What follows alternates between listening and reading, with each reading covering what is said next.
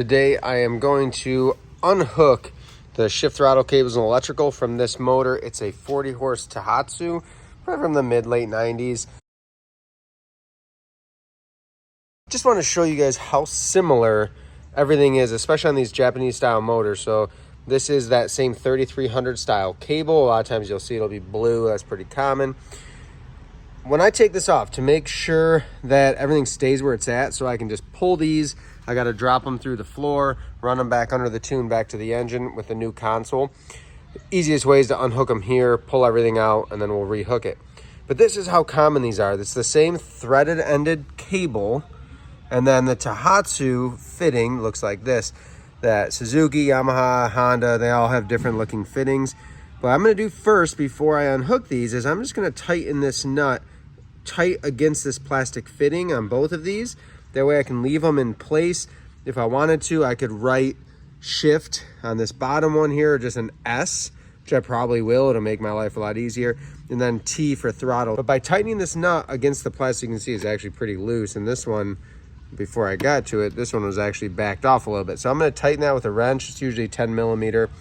That way everything will stay nice and snug, and I don't have to mess with it, and I can make sure that everything hooks back up the same place it was before to make sure it's functioning like it was before. So I'm gonna do that, and then our electrical harness on this one comes underneath, runs under. Just like most, we have a couple wires for trim tilt or alarms, and then we have a main plug. So this is the only connection that we have to worry about. We'll unplug this, pull all this out, and then we can replug it in, tuck it back down in. That's how simple and similar these engines are. So check out our other videos. Those can help go in more in depth. But on this one, I'm just gonna pull these pins, slide everything off, pull this cover, run things through the grommet. It's really pretty straightforward if you set yourself up for success by taking pictures, labeling, getting a good look at what everything looks like. And I really recommend do it all in one shot. I'm gonna unhook all this, and then right away I'm gonna install the control box and run it back through. That way I don't have to worry about forgetting what it looked like.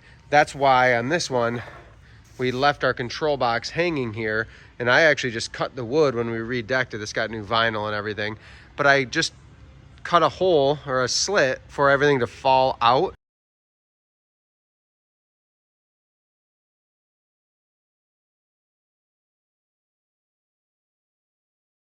And stay hooked up. That way when I come back to doing my controls, it's just unhook it and hook it right back up. Everything will be fresh in your memory and it'll go smoothly. Give that a try, guys.